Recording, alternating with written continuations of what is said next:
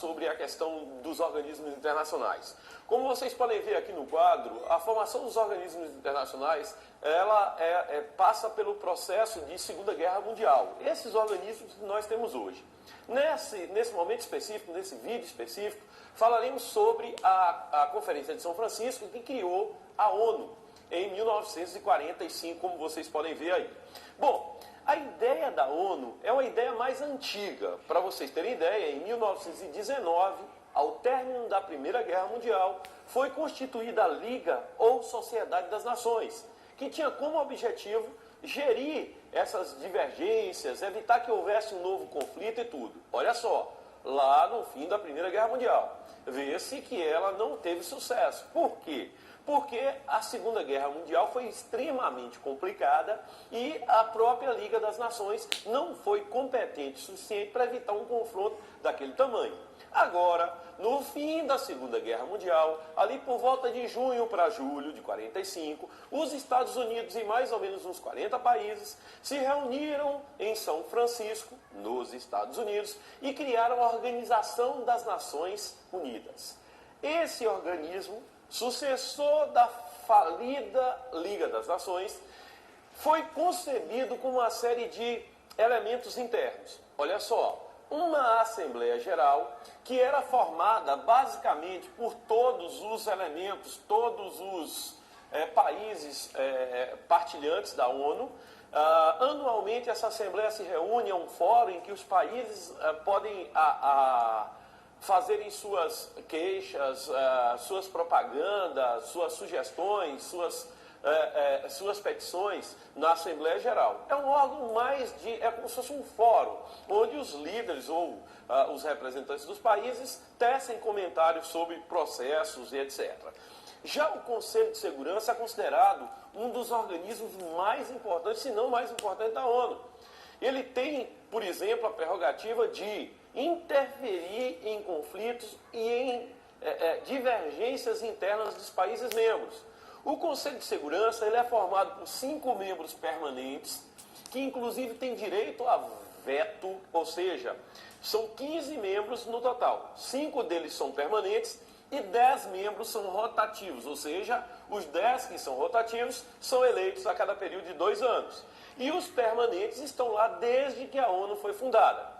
Os membros permanentes eles têm uma prerrogativa interessante que é o poder de veto. Estados Unidos, a Rússia, a China, a Grã-Bretanha e a França podem, qualquer um deles, sozinho, pode simplesmente evitar que uma ação da ONU exista. Dá um exemplo aqui. Se 14 membros da ONU optarem por uma ação e a França, ou a China, ou a Rússia, ou os Estados Unidos, ou a Grã-Bretanha, qualquer um deles, disser assim, eu sou contra, automaticamente exercer o poder de veto e a ação da ONU não pode. Então, assim, olha só, o Conselho de Segurança da ONU é que permitiu a intervenção na Coreia, depois permitiu a intervenção no Afeganistão, aquela primeira guerra do Golfo, lá de 1990 para 91, o Conselho de Segurança da ONU. Então, o Conselho de Segurança da ONU, ele atua nesse sentido.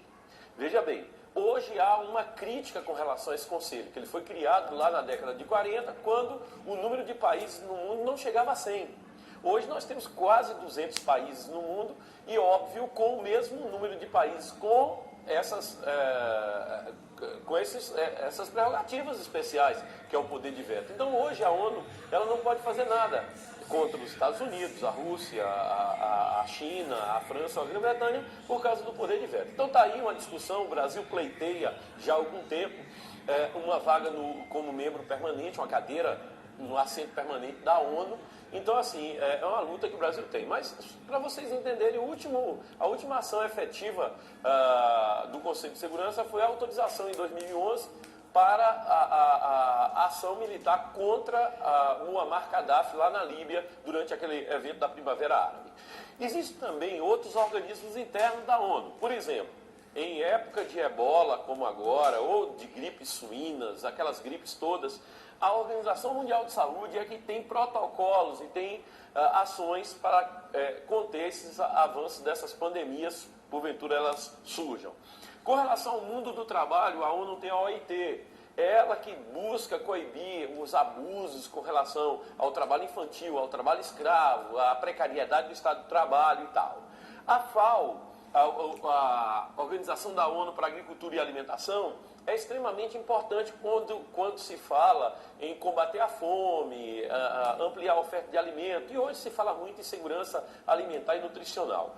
E outros organismos, por exemplo, a Unicef, né, que fala da criança e do adolescente, o Acnur, que está ligado aos refugiados, o PNUD, que está ligado ao desenvolvimento, a Unesco, que está ligado ao patrimônio cultural. Então a ONU é uma instituição que já tem, que sobrevive desde o fim da Segunda Guerra Mundial, é uma instituição que tem ainda um crédito, mas que precisa ser repensada, principalmente o seu Conselho de Segurança precisa ser repensado, porque ele já não dá conta de um mundo tão dinâmico quanto o de hoje. Então é isso, a ONU é uma instituição importante e assim, volta e meia, os vestibulares e o próprio Enem atuam cobrando questões sobre isso. Então, até a próxima, um abraço.